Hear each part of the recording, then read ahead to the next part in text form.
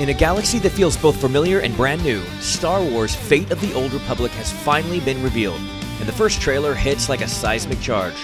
We open on a lone Force user stepping out of their starship in a storm. Instantly you can feel it. This isn't just another Star Wars title, this is the beginning of a rebirth. And tonight at the Game Awards, we just learned how special this project really is. This is the first epic narrative single-player action RPG from Arcanaut Studios, a brand new team founded by Casey Hudson, yes, the director of the original Knights of the Old Republic game and the Mass Effect trilogy. Lucasfilm Games brought back Casey into the fold to chase that feeling that KOTOR fans have been longing for. Modern Star Wars experience built on choice, immersion, that unmistakable sense of stepping into your own mythic destiny. As the trailer flashes between ruined temples, and then you see that Sith interdictor cruiser, right? Hopefully it's the Leviathan. Maybe they're pulling like a, what is it? The Death Star ruins in Rise of Skywalker. Maybe they're going to have the Leviathan ruins, and it will be the flagship of Darth Malak and even Revan back in the heyday. So, interdictor class cruiser, Disney. Look at you with that. But yeah, that's interesting that it could be that, or it could have even been, or it could be Revan's unnamed flagship. But maybe there's something that's tying into Revan's story there. That's what gives me hope about that tying into the greater KOTOR lore. That's straight from KOTOR. And you see the silhouette of a new protagonist igniting their saber. The article that was released at the same time today also reveals the ambition behind the game. Casey Hudson says that when they built the original KOTOR 25 years ago, they wanted to create a definitive Star Wars experience. Now, with modern technology and a completely new story, he's aiming to do it again. Though not in a true sequel, it's more of a spiritual continuation crafted by the people who shaped the legacy in the first place. That's what we're taking from this article. Lucasfilm Games describes the Old Republic era as a vast open canvas, a place where creators can tell original stories without being boxed in by the Skywalker saga. Amen, right? And that's exactly what Fate of the Old Republic is promising to do. Choice-driven storytelling, memorable characters, and player agency that puts you, or pulls you, rather, towards the light or drags you deeper in the dark. In the trailer, we see hints of the conflict from Force-lit sabers, the ancient ruins of the ship, the Sith ship, and you see a mysterious crew too. You don't really know who those companions are.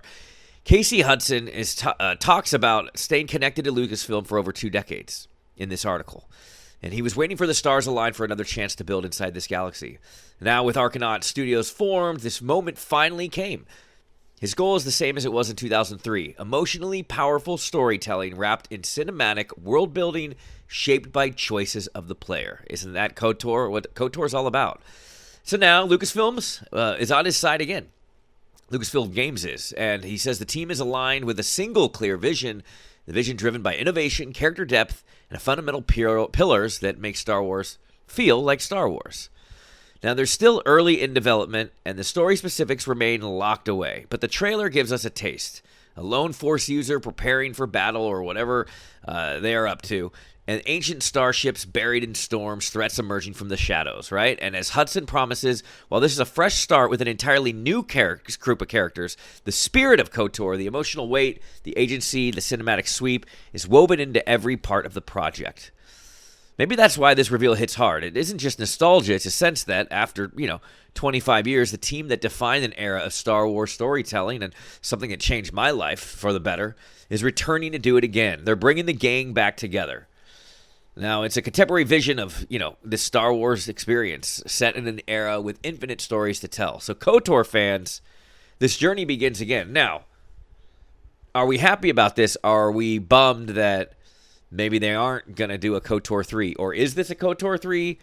Doesn't sound like it. It sounds like they're kind of spiritually not rebooting everything, but just telling a new story in the KOTOR era. But I'm sure that the legacy of Revan and the shadow of Revan will hang overhead. But will it be more tied into the Old Republic MMO, closer to that in the timeline? Or is it closer to the KOTOR games, KOTOR 2? And then what does this have to do, what does this make of the remakes? Just, we had the leaks about KOTOR 1 remake and KOTOR 2 remake. So are these remakes still underway too? So there's a lot to unpack here. I'm sure we'll get into more of it. But yeah, it seems like an exciting time indeed. And this article you can see on StarWars.com. It's called Star Wars Fate of the Old Republic Revealed with First Trailer.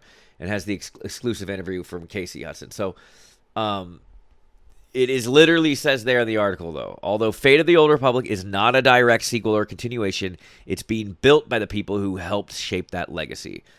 So throughout my 2 decades of working on Star Wars games, including Star Wars The Old Republic, I have been fortunate to see firsthand how much these stories mean to our fans. For us, the new project is about honoring that legacy and creating something in the same tradition of a deep cinematic, choice-driven role-playing game. So, interesting what they have to say about that. And, those images looked really great.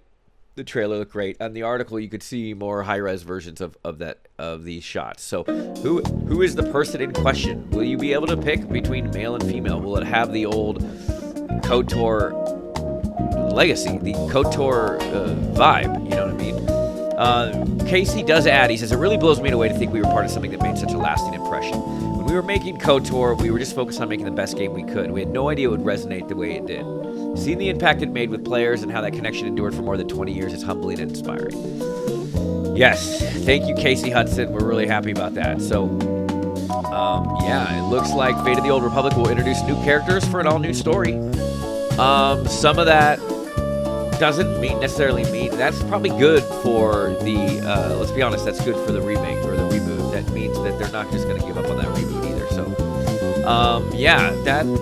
what do you guys think? Leave some comments in the comments below. What do you think about this Fate of the Old Republic? Interesting. I like it. I always like the word fate. We're going to have episode 3 called Fate of the Galaxy, actually. So they do love their fate. So that was tonight. Announced at the 2025 Game Awards, the new role-playing game from Arcanaut Studios at Lucasfilm Games will tell an all-new story helmed by the accomplished game director Casey Hudson. Star Wars Fate of the Old Republic. Sound off in the comments below. What say you?